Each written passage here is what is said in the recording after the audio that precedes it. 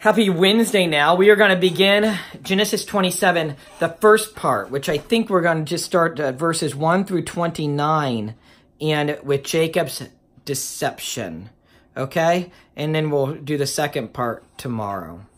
Now it came about when Isaac was old and his eyes were too dim to see that he called his older son Esau and said to him, "My son." And he said to him, "Here I am." Isaac said, "Behold, now I'm old and I do not know the day of my death."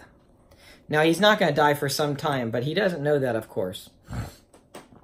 "Now then, please take your gear and your quiver and your bow and go out to the field and hunt game for me. And prepare a savory dish for me, such as I love. And bring it to me that I may eat, so that my soul may bless you before I die."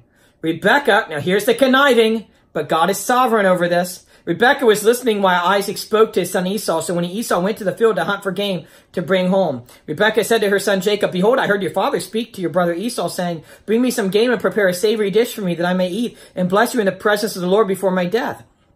Now, therefore, my son, listen to me as I command you. Now go to the flock and bring me 2 choice young goats from there, that I may prepare them as a savory dish for your father, such as he loves. Then you shall bring it to your father, that he may eat, so that he may bless you before his death." Jacob answered his mother Rebekah, "Behold, Esau my brother is a hairy man, and I am a smooth man. Perhaps my father will feel me, then I will be as a deceiver in his sight, and I will bring upon myself a curse and not a blessing." But his mother said to him, "Your curse be on me, my son. Only obey my voice and go get them for me." So he went and got them and brought them to his mother, and his mother made savory food such as his father loved. I'm going to pause right here to say, Rebekah and Isaac both should know from their birth God was prophetic, and God spoke to her when she prayed, when they were in the womb, and God said, the older will serve the younger. They should both know that Jacob, the younger one, is the chosen one, not Isaac. I mean, not Esau. Not Esau, but Jacob. And then, of course, Jacob and Esau should have known that before when Jacob stole the blessing. But even though he stole it, maybe Esau is not planning to give it to him. It's too bad that Isaac and Rebekah did not raise them, telling them, "Look, you boys, God spoke to us when you were in the womb. Esau, you're going to be blessed, but Jacob, you're going to be the chosen one." God, they should have been spiritual leaders here, raising them this way. It's too bad that they didn't. There's conniving, but God is sovereign over it. There's lying and deceit going on, but God is sovereign. By the way, we see repeatedly in Genesis that though the way of man was that the older one was supposed to get the double blessing and everything, the way of God, God blessed the younger and not the older. God blessed the older too, but God did not give in to the ways of man that way. Verse 15. Then Rebekah took the best garments of Esau, her elder son, which were with her in the house, and put them on Jacob, her younger son. And she put the skins of the young goats on his hands, on the smooth part of his neck. All right, so he's going to have goat skins on him, so he's going to feel hairy. And Esau usually smelled like the outdoors. This is going to make Jacob smell like the outdoors. She also gave the savory food and the bread which she had made to her son Jacob. Then he came to his father and said, "My father." And he said, "Here I am. Who are you, my son?" Jacob said to his father, "I am Esau, your firstborn. I have done as you told me. Get up, please. Sit and eat of my game, that you may bless me." Here's the cheating, the lying.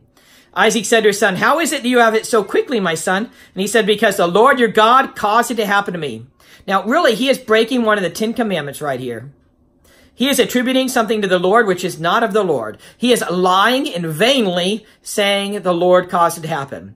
The Lord's name in vain is not simply using the Lord's name with a curse word. It can be, excuse me, it can be attributing something to the Lord which is not from the Lord, and that is the case here. Verse 21. Then Isaac said to Jacob, "Please come close that I may feel you, my son, whether you are really my son Esau or not." Jacob knows something's going on. Isaac, saying the names wrong. Isaac knows something's going on. So Jacob came close to Isaac, his father, and he felt him and said, "The voice is the voice of Jacob, but the hands are the hands of Esau." He did not recognize him because his hands were hairy like his brother Esau's hands, so he blessed him. And he said, "Are you really my son Esau?" And he said, "I am." The lie continues. So he said, "Bring it to me, and I will eat of my son's game, that I may bless you." And he brought it to him, and he ate, and he also brought him wine, and he drank. Then his father Isaac said to him, "Please come close and kiss me, my son." So he came close and kissed him, and when he smelled the smell of his garments, he blessed him and said, "See, the smell of my son is like the smell of a field which the Lord has blessed.